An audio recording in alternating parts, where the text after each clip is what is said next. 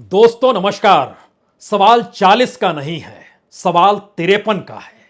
सवाल शिवसेना की तर्ज पर एनसीपी के टूटने का नहीं है, बल्कि समूची एनसीपी का है। सवाल अजीत पवार का नहीं है, सवाल तो शरद पवार का है। और सवाल सिर्फ महाराष्ट्र की सियासत और सत्ता को साधने भर का नहीं है, बल्कि 2024 को लेकर बिछती हुई नई बिसात का है। इस प्लान के पीछे किसका दिमाग हो सकता है, या आने वाले वक्त में क्या महाराष्ट्र की राजनीति सिर्फ प्लान के आसरे टिकी है? जी नहीं। यह प्लान की बिसात के पीछे कहीं ना कहीं सुप्रीम कोर्ट का वह डर और वो खौफ है जो एक झटके में मौजूदा सरकार जो महाराष्ट्र में चल रही है उसको गैर कानूनी करार दे देगी। यानी मुख्यमंत्री ही अगर अयोग्य घोषित हो गए और उनके साथ वो 15 विधायक भी, और उसके साथ वो सभी विधायक जो शिवसेना छोड़कर आए, तब क्या होगा? सुप्रीम कोर्ट की नजर और सुप्रीम कोर्ट का फैसला सिर्फ महाराष्ट्र की राजनीतिक सत्ता को लेकर परिभाषित नहीं करेगा, क्योंकि जो बहस हुई और जो संविधान पीठ बैठी उसने स्पीकर और डिप्टी स्पीकर की भूमिका भी बहुत महत्वपूर्ण है। और इस प्रक्रिया में पहली बार राज्यपाल की भूमिका, जो राज्यों में बैठकर केंद्र के इशारे पर सत्ता इधर से उधर करने की ताकत रखते हैं और विधानसभा डिगा सकते हैं, उस पर भी किसी फैसले का इंतजार क्या इस देश को है? और महाराष्ट्र के भीतर इसको लेकर तमाम पॉलिटिकल पार्टीज चौकन्नी हो चली है। लेकिन चौकन्ना तो उसे होना चाहिए जिसकी सत्ता जा रही है, या जिसे लग रहा है कि उसकी सत्ता बन जाएगी। लेकिन इस कश्मकश के बीच आज सुबह 10 बजे जब गौतम अडानी दक्षिणी मुंबई के सिल्वर ओक में पहुंचे, जो कि शरद पवार का घर है, और तकरीबन 2 घंटे 10 मिनट तक यह बैठक चली, तो एक झटके में महाराष्ट्र की राजनीतिक जमीन की पूरी लकीर खिंचते खिंचते दिल्ली भी पहुंच गई। बीजेपी महाराष्ट्र की सत्ता खोना नहीं चाहती है, शरद पवार सत्ता के बाहर रहना नहीं चाहते हैं। शिवसेना अपनी साख और अपनी पार्टी को दोबारा चाहती है। और नई परिस्थिति में कांग्रेस फिलहाल एक सहयोगी से हटकर और कुछ भी नहीं है। और महाराष्ट्र के भीतर की 48 लोकसभा की सीटें बहुत साफ बतलाती हैं कि मौजूदा वक्त में जो गठबंधन चल रहा है उससे लाभ बीजेपी को नहीं होगा। और यह भी दूसरी तरफ है, जो इस देश के भीतर की सियासत है उसमें विपक्ष की हथेली खाली ही रह जाएगी। तो फिर शरद पवार जिस महाराष्ट्र को अपनी उंगलियों पर सियासत के आसरे नचाते रहे, क्या पहली बार वह खुले तौर पर सक्रिय हो गए हैं? गौतम अडानी यूं ही नहीं पहुंचे, अजीत पवार यूं ही इस दौर में हंगामा नहीं बचा। इस दौर में उनकी बेटी सुप्रिया सूले ने यूं ही नहीं कहा कि 15 दिनों के भीतर 2 धमाके होंगे। एक धमाका सियासी तौर पर जो महाराष्ट्र को प्रभावित करेगा, और दूसरा धमाका दिल्ली को प्रभावित करेगा। और इस दौर में यूं ही शरद पवार ने जेपीसी को बकवास बताने में कोई देरी नहीं की कि अडानी कांड को लेकर जेपीसी की मांग बेईमानी है। यानी सियासत के नजरिए से समझिए तो क्या शरद पवार का यह प्लान महाराष्ट्र की राजनीति और मोदी सत्ता की राजनीति में नए डोरे डाल रहा है, या फिर मौजूदा वक्त में शरद पवार को यह लग चुका है कि विपक्ष की राजनीति किसी परिणाम तक पहुंचेगी नहीं, और इस प्लान के तहत महाराष्ट्र भी चाहिए और केंद्र में दखल भी चाहिए। और मोदी सत्ता जानती है कि बिहार अगर नहीं सधा, जो मुश्किल होता चला जा रहा है, तो ऐसे में महाराष्ट्र भी अगर नहीं सध पाया और इस दौर में कोई परसेप्शन अगर उनके खिलाफ बनता चला गया, तो स्थितियां नाजुक हो जाएंगी। यानी संकट 2024 को लेकर भी होगा, तो कोई रिस्क 2024 को लेकर नहीं उठाना है। तो क्या सुप्रीम कोर्ट की फाइंडिंग ऐसी आ रही है, इसके संकेत केंद्र सरकार को मिल चुके हैं क्या? या फिर जो बहस जब हो रही थी और अटॉर्नी जनरल जिन सवालों को उठा रहे थे, अगर उसको भी एक स्टेज बाय स्टेज परखना शुरू करें, तो फैसला आएगा, और फैसला शायद मौजूदा सत्ता के अनुकूल ना हो, क्योंकि जो सवाल उस दौर में संविधान पीठ ने किए और उसकी अगुवाई को दूसरा जस्टिस नहीं बल्कि चीफ जस्टिस चंद्रचूड़ खुद कर रहे थे, जो एक लिहाज से मैसेज है। और जाते आखिरी दिन जो था, जो 16 मार्च 2023, जब वो आखिरी सुनवाई खत्म हुई और उसके बाद उन्होंने कहा फैसला सुरक्षित है, तो उस फैसला सुरक्षित का मतलब बहुत साफ था कि उससे पहले उन्होंने इंडिकेशन दिए थे कि भारत की राजनीति के भीतर जो कानूनी और संवैधानिक प्रक्रिया है उसको लेकर फैसला देना है। यह फैसला क्या गैर कानूनी तरीके से महाराष्ट्र की राजनीति को साधने की दिशा में बढ़ गया? क्या शिवसेना को जिस तरीके से तोड़ा गया राज्यपाल की उस पर एक खास लगाव था? इस दौर में स्पीकर और डिप्टी स्पीकर की भूमिका को लेकर जो अलग अलग बहस शुरू हुई, उसमें क्या वाकई कहीं कोई दखल बीजेपी, सत्ता, गवर्नर सभी की थी क्या? इन सारे सवालों के मद्देनजर आज जरा सिलसिलेवार तरीके से महाराष्ट्र का एक एक पन्ना खोलिए। गौतम अडानी की पहल यूं ही नहीं हो सकती और अडानी की पहल बिना दिल्ली की इजाजत के संभव नहीं है। और अडानी अगर मिलते हैं तो उनको जेट सिक्योरिटी मिली हुई है। सिक्योरिटी का पहला काम होता है उनके पूरे मूवमेंट्स कहां, कैसे, किस रूप में हो रहे हैं, उसकी जानकारी पहुंच जाती है दिल्ली हाईकमान के पास। तो शरद पवार के पास कोई गुफ्तगू करने या कोई गुप्त बैठक की परिस्थिति पनप नहीं सकती है। यह इंडिकेशन दिल्ली से होगा और दिल्ली से अगर इंडिकेशन होगा तो उसके बीते 48 या 72 घंटों को अगर परखिएगा तो अजीत पवार सुर्खियों में क्यों रहे, सुप्रिया सूले का बयान क्यों आया, इस दौर में एकनाथ शिंदे की मायूसी क्यों झलक रही थी, सावरकर के मुद्दे पर शरद पवार राहुल गांधी को चुप कराने की दिशा में कैसे बढ़ गए, और समूची विपक्षी एका को लेकर जो सवाल शरद पवार ने उठाए, क्या यह कहा जा सकता है कि समूची बिसात शरद पवार की? और नजर आ रहा था कि कहीं अमित शाह भी मूव कर रहे हैं जब वो मुंबई पहुंचे, लेकिन मुंबई के उनके उस समारोह में जो 13 लोगों की मौत हो गई, उसने भी एक संकेत दे दिए कि महाराष्ट्र को साधना, राजनीतिक डोर को पकड़ना दिल्ली के बूते नहीं चलेगा। अगर शरद पवार की मौजूदगी उसके खिलाफ चली गई तो क्यों नहीं शरद पवार को साथ ले लिया जाए? क्या यह इंडिकेशन अडानी के मूवमेंट के साथ खुले तौर पर उभर कर आ गया? क्योंकि तमाम विपक्ष के नेताओं के बीच एक लकीर बड़ी साफ है कि अडानी और मोदी के रिश्ते, अडानी कांड का उछलना, जेपीसी की मांग करना और भ्रष्टाचार जो इस देश में देश को बेचने को लेकर अडानी कांड के जरिए उभरा है या इस देश के कॉरपोरेट प्रेम से उभरा है, उस पर विपक्ष कोई सहमति करना नहीं चाहता है। तो क्या अडानी एक झटके में शरद पवार से मिलने पहुंच गए? ऐसा नहीं है।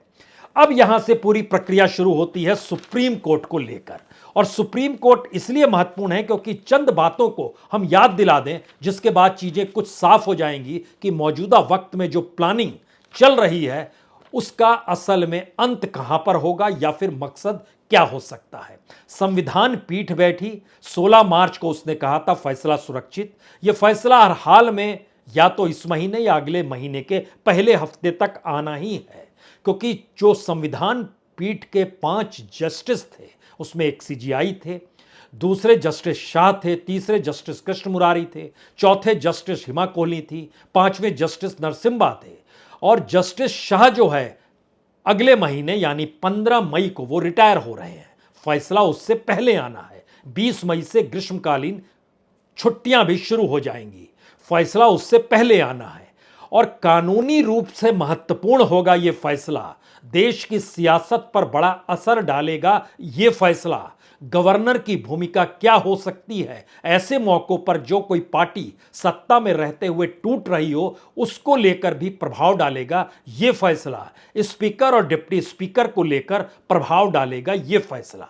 अगर प्रभाव डालेगा, जो इंडिकेशन इसलिए लगे क्योंकि जिस तरीके से 16 एमएलए की अयोग्यता का सवाल, जिसमें खुद मुख्यमंत्री भी शामिल है, और जो विभाजन हुआ शिवसेना का, जो विलय हुआ बीजेपी में, जो दल बदल हुआ शिवसेना से निकलकर बीजेपी के साथ जाने की प्रक्रिया में, संवैधानिक नजरिया क्या कहता है, यह बहस मुहाइस में ही लगातार सामने आता चला जा रहा था। और जिस बीच में चुनाव आयोग का फैसला, जिसमें उसने शिवसेना छीन ली, नाम छीन लिया, पार्टी चिन्ह को छीन लिया, संपत्ति छीन ली, अधिकार और नाम सब कुछ तो छीन लिया, तो क्या यह एक प्लान ऐसा है जिसमें उद्धव ठाकरे को अपनी पुरानी ताकत मिल जाए? यानी जो उद्धव ठाकरे मौजूदा वक्त में शहीद हैं या जिनके प्रति बहुत ही सहानुभूति महाराष्ट्र के भीतर है, अगर उसको लौटा दिया जाए तो एक झटके में शिवसेना अपनी राजनीतिक पहचान उसी हिंदुत्व के आश्रय जिएगी जिसमें उसके साथ कांग्रेस खड़ी नहीं होती थी। या फिर इस दौर में ट्रांसफॉर्मेशन हो गया है क्या? यह सवाल महाराष्ट्र के भीतर भी और यह सवाल कांग्रेस के भीतर भी। एनसीपी तो वहीं से निकली है, उसे वहीं देखना समझना है। शरद पवार उससे आगे की राजनीति इस रूप में नहीं साधना चाहते हैं जहां पर केंद्र की सत्ता उनके खिलाफ रहे, और एक लंबी फेरिस्त है। तो एक एक पार्ट कब किसने किस रूप में कहा, उससे पहले जरा यह समझिए कि अगर स्पीकर के खिलाफ रिमूवल का नोटिस लंबित होता है तो उस दौरान स्पीकर सदस्यों की अयोग्यता के मुद्दे पर फैसला नहीं कर सकता है। क्या इसको लेकर मंथन रचा गया और जो स्पीकर का जो पूरा फैसला था या डिप्टी स्पीकर का फैसला था, वह क्या इस दौर में कटघरे में आ गया है जिस फैसले का इंतजार हो रहा है? राज्यपाल ने उद्धव ठाकरे को बहुमत साबित करने को कहा।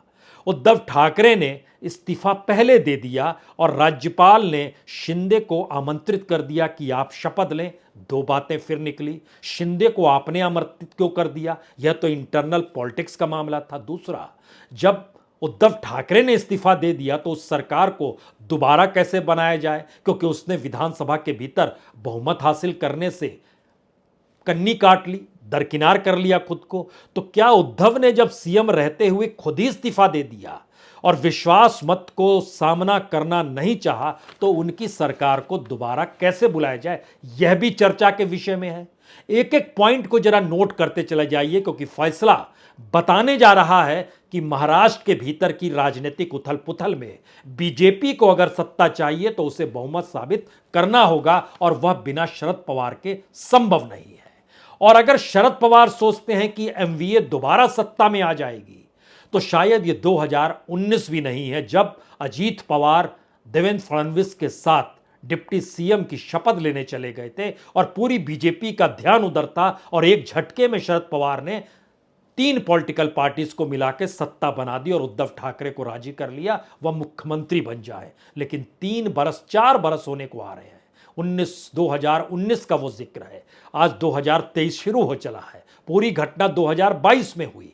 तो उस 3 बरस के भीतर की परिस्थितियों में अगर राज्यपाल ने गलती की और उद्धव सरकार को क्या दोबारा बहाल किया जा सकता है, यह भी एक मुश्किल सवाल है जो असंभव सा है, क्योंकि इन 40 विधायकों का क्या होगा।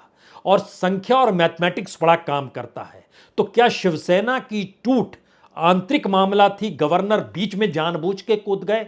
निर्धारित सुप्रीम कोर्ट को करना है, जो वो करेगा।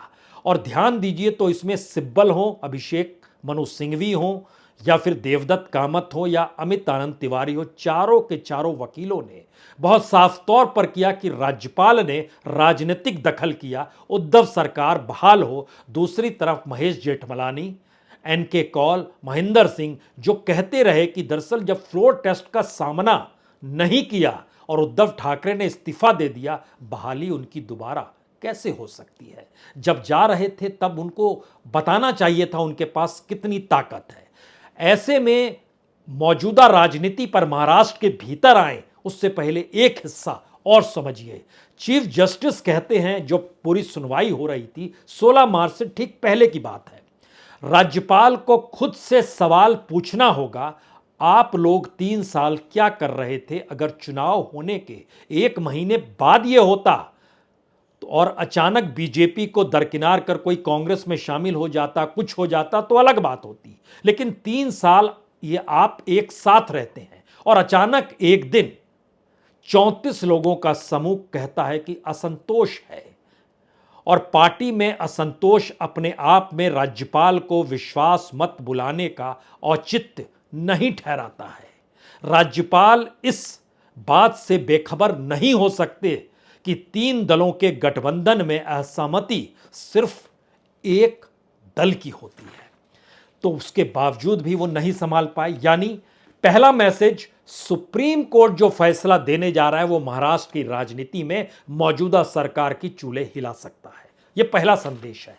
अगला सवाल यहीं से शुरू होता है, प्लानिंग की जो राजनीति चल रही है, क्योंकि महाराष्ट्र विधानसभा के 288 में से बीजेपी के पास 105 हैं और 105 का मतलब वो लगातार कहती आई कि दरअसल हमारे साथ तो शिवसेना भी चुनाव लड़ी थी, जनमत हमारे पक्ष में, हिंदुत्व मतदाता हमारे पक्ष में, लेकिन दूसरी तरफ सुप्रीम कोर्ट और एमवीए जो नया गठबंधन बना उसने कहा ना हिंदुत्व आपके साथ और ना ही जनपक्ष आपके साथ। आपने दरअसल गड़बड़ी की और जिस तरीके से एकनाथ शिंदे और उसके गुट को शिवसेना को तोड़कर निकाला, यह मैसेज है कि सारा खेल सत्ता के लिए था, इसमें कोई हिंदुत्व और जनता ने जिताया इस पक्ष में ना जाइए। तो क्या शरद पवार यहां से एक सेफ गेम की शुरुआत करते हैं? क्योंकि मैसेज सिर्फ अजीत पवार की तरफ से नहीं आए, मैसेज तो प्रफुल्ल पटेल की तरफ से भी आए, सुनील तटकरे की तरफ से भी आए, छगन भुजबल की तरफ से भी आए, धनंजय मुंडे की तरफ से भी आए, हसन मुशर्रफ की तरफ से भी आए। और बड़ी बात यह कि एक लंबी फहरिस्त है जो ईडी के दायरे में भी है। तो क्या ईडी का दायरा हमारे को दबोच ले उससे पहले हम मूव कर जाएं? सियासी धड़कने क्या उस दिशा में जा रही है और इसकी इजाजत दे दी जाएगी? यहां पर एक और बात समझनी होगी कि 2024 में जीत के समीकरण एकनाथ शिंदे के जरिए पूरे नहीं हो सकते हैं। अजीत पवार अपने तौर पर शिफ्ट अगर होते हैं तो उसका कोई मतलब नहीं रहेगा, वो 2/3 के तौर पर जाके उन्हें बीजेपी में शामिल होना होगा और फिर समूची राजनीति इन लोगों की चली जाएगी, खत्म हो जाएगी, जो बीजेपी में चले जाएंगे। तो एनसीपी को ठोस रूप में मौजूद होना होगा। इसीलिए आखिर में कहते हैं अजीत पवार की मैं हलफनामा दे सकता हूं, मैं एनसीपी में ही रहूंगा, लेकिन एनसीपी कहां रहेगी इसका हलफनामा देने को कोई तैयार नहीं है, शरद पवार भी नहीं। क्योंकि राजनीति की धड़कनों का पाठ वो जिस रूप में पढ़ते हैं उसमें हर कोई जानता है कि महाराष्ट्र के हर जिले का में रईस शख्स एनसीपी के साथ है। पुलिस नौकरशाही पर शरद पवार का प्रभाव है, बाहुबल और धनबल महाराष्ट्र की राजनीति में शरद पवार के साथ है। और शरद पवार ने जब जेपीसी का विरोध किया और सावरकर का मुद्दा ना उठाने को कहा, फर्जी डिग्री को लेकर खुले तौर पर कहा यह बेमानी मुद्दा है, इसी तर्ज पर अजीत पवार भी निकल कर आए और उन्होंने कहा कि मोदी की तारीफ करने से नहीं चूके और खुले तौर पर कहा कि दरअसल मोदी डिग्री से नहीं अपने जलवे से जीते हैं। विपक्ष में बैठे हैं, तारीफ हो रही है।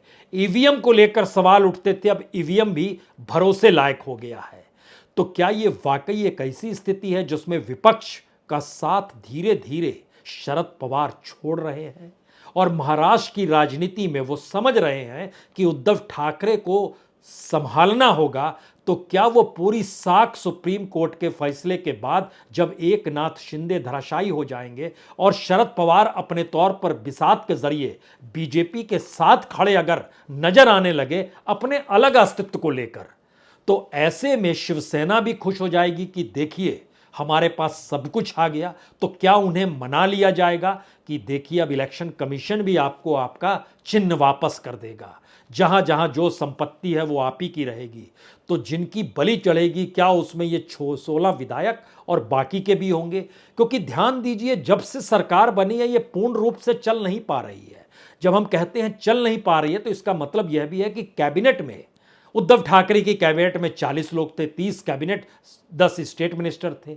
शिंदे की कैबिनेट में सिर्फ 20 हैं, जिसमें से 8 जो छोड़कर आए हैं वो साथ में खड़े हैं, बाकी बीजेपी के हैं। यानी कैबिनेट भी पूरा नहीं कर पाए, सबको लाभालाभ भी नहीं दे पाए, क्योंकि चीजें उलझती रही और उलझने के साथ आपकी साख को इस रूप में नहीं खड़ा कर पाई जिससे लगे कि आप साथ हैं तो हम जीत जाएंगे। दिल्ली की बेचैनी सबसे बड़ी एकनाथ शिंदे को लेकर यह भी है। सत्ता तो मिल गई लेकिन अब उसको साधने के लिए जो हुनर चाहिए वह हुनर नहीं मिल पा रहा है। और शरद पवार ने जब सावरकर ने देश की आजादी के लिए इनके बलिदान को कोई नज़रअंदाज नहीं कर सकता है, लेकिन इसे राष्ट्रीय मुद्दा नहीं बनाना चाहिए, यह जिक्र जब राहुल के सामने करते हैं तो राहुल भी चुप्पी साध लेते हैं, अब सावरकर पर नहीं करेंगे। इसी बीच में अप्रत्याशित तौर पर अजीत पवार और उनकी पत्नी का नाम जो आरोपों की फहरिस्त में था, जो महाराष्ट्र राज्य सहकारी बैंक एमएससीबी जो था उस घोटाले में ईडी की चार्जशीट के बाद वो गायब हो जाता है, तो भी महाराष्ट्र की राजनीति कुछ चौंकती है। और शरद पवार से जब पूछा जाता है तो शरद पवार क्या कहते हैं? एनसीपी नेता बीजेपी से हाथ मिलाने के लिए दिल से खिलाफ है। लैंग्वेज सुनिए, एनसीपी नेता बीजेपी से हाथ मिलाने के लिए दिल से खिलाफ हैं, लेकिन अगर कुछ ऐसा करते हैं तो उन पर केंद्रीय जांच एजेंसियों में उन लोगों के खिलाफ दर्ज मामलों की वजह से होगा। यह सियासत का एक प्रेशर टैक्टिक्स प्लान होता है जिसमें आरोप हम पर बिल्कुल ना लगे। और हम जो आपसे जिक्र कर रहे हैं कि ध्यान दीजिए, उद्धव की सरकार में Eknath Shinde urban development minister थे, उनके पास पब्लिक वर्क भी था, स्टेट बॉर्डर डिफेंस भी था, लेकिन अब वो मुख्यमंत्री हैं और उनके पास सिर्फ 20 लोग हैं कैबिनेट मिनिस्टर के तौर पर, जिसमें से जो 8 हैं, जिसमें गुलाब राव पाटिल है, शंभूराजे देसाई है, संदीपन राव भुसरे है, उदय सावंत है, तानाजी सावंत है, अब्दुल सत्तार है, दीपक केसरकर है, संजय राठौड़ है, यही लोग हैं। और इनकी विधानसभा की कॉन्स्टिट्यूंसी को देखिए तो जलगांव ग्रामीण, पाटन, पैठन, रत्नागिरी, परौदा, सिलोई, सावंतवाड़ी, दिग्रस, डिगाने में कितना वक्त लगेगा और डिगने में कितना वक्त लगेगा अगर सियासत एक झटके में उलट जाती है तो। यहां से इस प्लान के 3 बड़े हिस्से इंतजार कर रहे हैं महाराष्ट्र के भीतर का। अडानी साथ खड़े हैं। मुलाकात के बाद यह साफ हो गया कि विपक्ष के भीतर की एका से हमारा कोई मतलब नहीं। हम उस राजनीति को साधना जानते हैं जो राजनीति सत्ता के लिए होती है, विपक्ष में बैठे रहने के लिए नहीं होती है। सत्ता साधेंगे हम, आज नहीं, जब 28 बरस के थे तब भी सत्ता साधी थी और उस वक्त भी मुख्यमंत्री बन गए थे। पहला सवाल यह है, सत्ता साधने का हुनर इस प्लान का पहला हिस्सा है। दूसरा हिस्सा, जो एकनाथ शिंदे हैं उनको अगर खारिज करते हुए उद्धव ठाकरे की ताकत लौटा दी जाए तो क्या शिवसेना और एनसीपी के बीच ताल्लुकात बने रहेंगे और उसी रूप में प्रगाढ़ रहेंगे जहां पर शिवसेना भी शरद पवार को मानती है और शरद पवार भी शिवसेना को मानते हैं? तब यहां पर एक तीसरा सवाल निकलता है, कांग्रेस कहां है? और कांग्रेस की सबसे बड़ी मुश्किल यही है कि उसके पास अपना कोई नेता नहीं जो मौजूदा वक्त में बता पाए कि राजनीति इसलिए हो रही है कि सत्ता चाहिए, राजनीति इसलिए नहीं हो रही है कि विभाजन के दौर से या आजादी के दौर से जिस विचारधारा को लेकर चले उस विचारधारा का पाठ इस देश को पढ़ाया जाए। वह उसके बाद हो जाएगा जब सत्ता मिलेगी तब। उससे पहले सत्ता की दिशा में कदम बढ़ाना तो सीखना होगा। तो क्या महाराष्ट्र की राजनीति में एक झटके में कांग्रेस की जो पूरी राजनीतिक जमीन है वह खिसक जाएगी? शरद पवार अपने तौर पर अपने ऊपर आश्रित शिवसेना को भी कर लेंगे और शिवसेना भी आश्रित हो जाएगी, या फिर जो सब कुछ छिन चुका है उसमें किसी चुनाव में यह फैसला होगा? क्योंकि उपचुनाव के वक्त बीजेपी ने महसूस किया, वो कस्बा का इलाका हो या एक दूसरे उपचुनाव में, उसकी हैसियत अकेले नहीं है। बीएमसी चुनाव इसीलिए नहीं हो पा रहे हैं क्योंकि कुछ भी गंवाने की स्थिति में बीजेपी नहीं है। वो जानती है मैसेज बड़ा होगा, परसेप्शन और बड़ा होगा और वो सिमटते चले जाएंगे। तो क्यों नहीं महाराष्ट्र की राजनीति के उस दिमाग को ही साथ ले लिया जाए जिसे हुनर आता है महाराष्ट्र की राजनीति को साधते हुए समूचे देश में विपक्ष की राजनीति को साधना, जो कि खुद कॉरपोरेट प्रेमी है। तो दरवाजे पर अडानी का होना एनसीपी की सियासत का धीरे धीरे उस माहौल को बनाना जिसमें महाराष्ट्र की राजनीतिक सत्ता चुनाव की दिशा में ना जाए। और तीसरा, 2024 को लेकर एक नई बिसात महाराष्ट्र के भीतर और देश के भीतर पैदा हो जाए। इन 3 दृष्टिकोण को जहन में रखिए। आज नहीं तो कल फैसला आ ही जाएगा सुप्रीम कोर्ट का। सवाल सिर्फ एक है, उस फैसले के आने से पहले यह शह और मात का खेल होगा या फैसला आने के दिन यह शह और मात का खेल होगा। बहुत बहुत शुक्रिया, बहुत बहुत शुक्रिया।